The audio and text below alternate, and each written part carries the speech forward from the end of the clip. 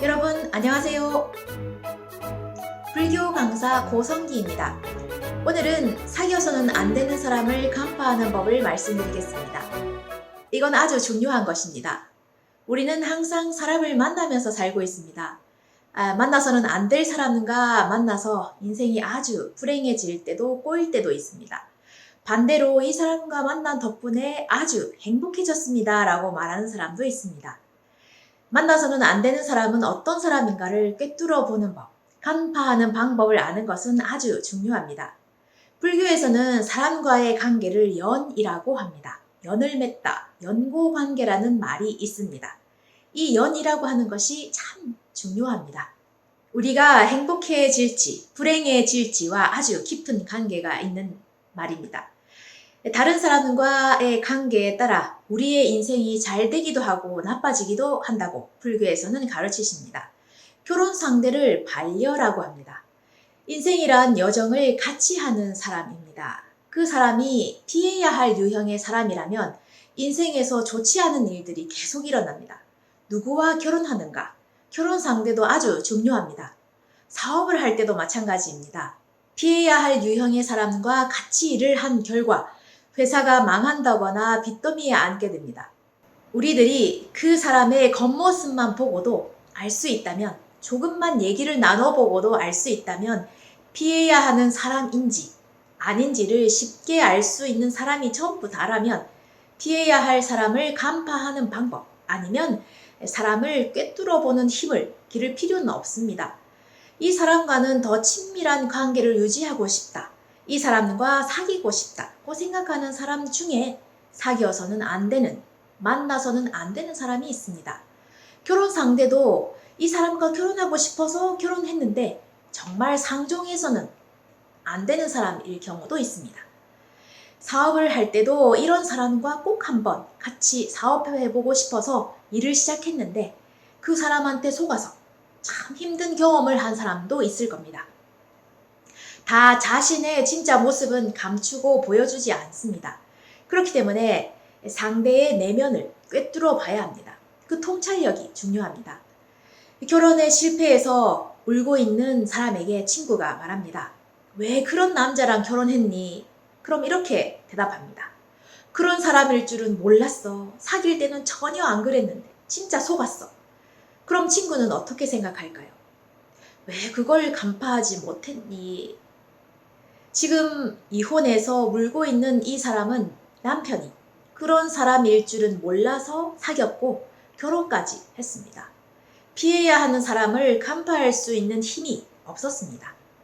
속인 남자도 나쁠지 모르지만 그 사람을 꿰뚫어 볼 수 없었던 내 자신의 머리도 때려야 하겠죠.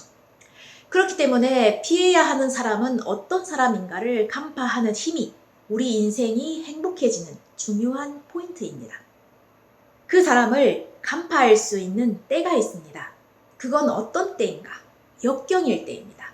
역경일 때 삼업을 보면 알 수 있다.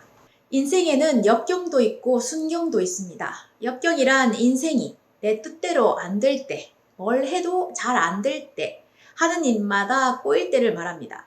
좌절했을 때를 말합니다. 순경이란 다 내가 생각하는 대로, 내가 원하는 대로 잘 나갈 때를 말합니다. 인생에는 역경도 있고 순경도 있습니다. 그 사람의 인간성, 그 사람의 그릇의 크기를 알 수 있는 것은 역경일 때입니다. 역경일 때 그 사람의 삼업에 주목하라. 삼업이라고 하는 것은 불교 용어입니다. 신업, 몸으로 어떤 행동을 하는지, 구업, 입으로 어떤 말을 하는지, 의업, 어떤 생각을 하는지, 이것이 삼업입니다. 역경일 때 그 사람의 태도를 보면 알 수 있습니다. 돈도 없고 가난해졌을 때 어떤 태도를 보이는가?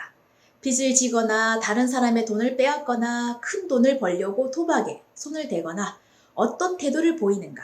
또 입으로는 어떤 말을 하는가? 실패하고 좌절해서 주위의 사람들로부터 신용을 잃었을 때, 아니면 병에 걸리거나 했을 때, 역경일 때 주위 사람들에게 어떻게 말하는가?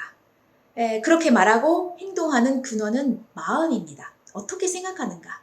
이 삼업에 어떻게 말하고 행동하고 그리고 생각하는가? 이 삼업에 크게 나타납니다. 왜 역경일 때 그 사람을 보면 알 수 있는가? 힘들고 어려울 때, 고통스러울 때는 여유가 없을 때입니다. 여유가 없을 때 그 사람의 본성이 나타납니다. 여유가 있을 때는 나 자신을 좋게 멋있게 꾸밀 수가 있습니다.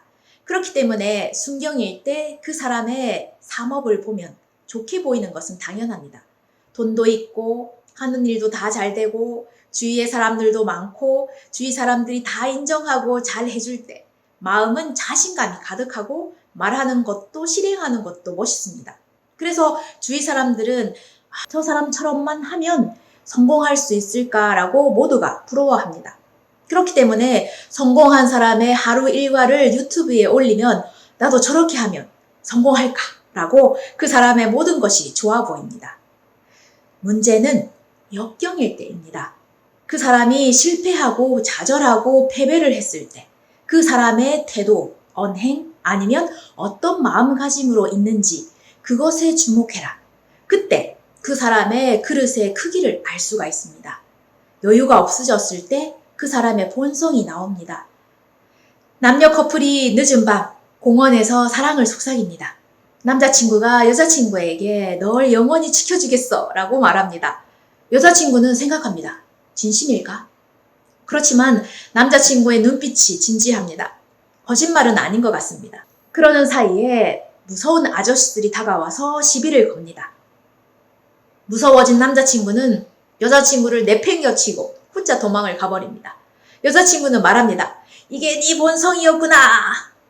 진정한 눈빛으로 사랑을 속삭일 때가 본성인지 아니면 지금 여자친구를 내팽겨치고 혼자 도망가는 게 본성인지 여유가 없을 때, 괴로울 때, 힘들 때, 무서울 때 본성이 나옵니다. 인간은 여유가 없어졌을 때 그 사람의 본성이 나옵니다.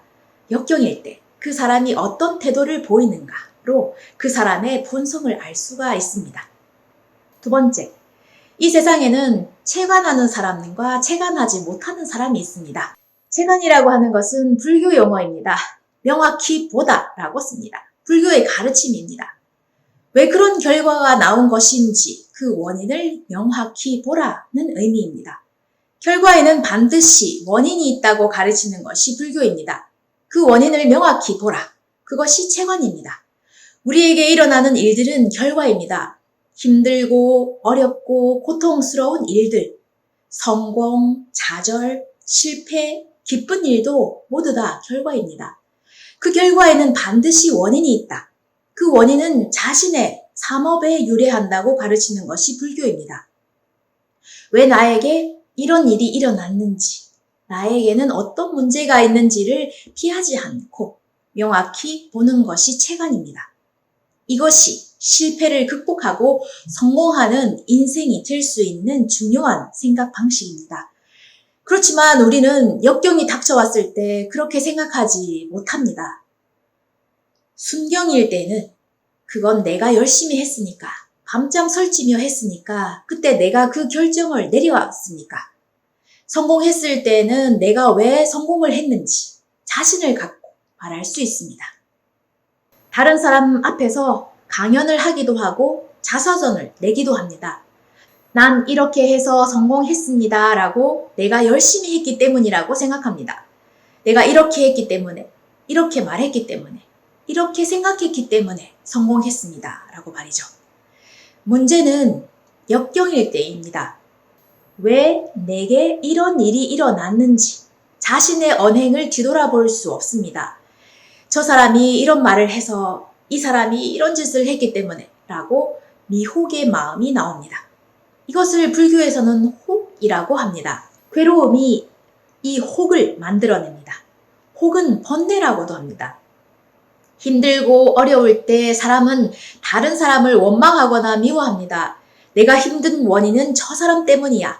저 사람이 이런 말을 해서 이런 짓을 했기 때문에 내가 지금 힘든 거야 라고 그 사람에게 도리어 원한을 품습니다. 실현당했을 때 내 어떤 행동이 여자친구를 화나게 했을까 라고 자신의 행동에 눈을 돌리는 사람은 체감할 수 있는 사람입니다. 그렇지 않고 날 차버리다니, 오히려 여자친구에게 원한을 품고 스토킹하거나 살인을 저지르기도 합니다. 내가 힘들고 괴로울 때 행복해 보이는 사람을 보면 별로 기분이 좋지 않습니다. 뭔가 화가 치밀어 오릅니다. 그런 마음이 나옵니다. 인간의 본성입니다. 괴로우면 다른 사람에게 분풀이를 하거나 화를 냅니다. 그게 폭력으로 변할 때도 있습니다. 괴로움이 혹하는 마음을 만들어냅니다.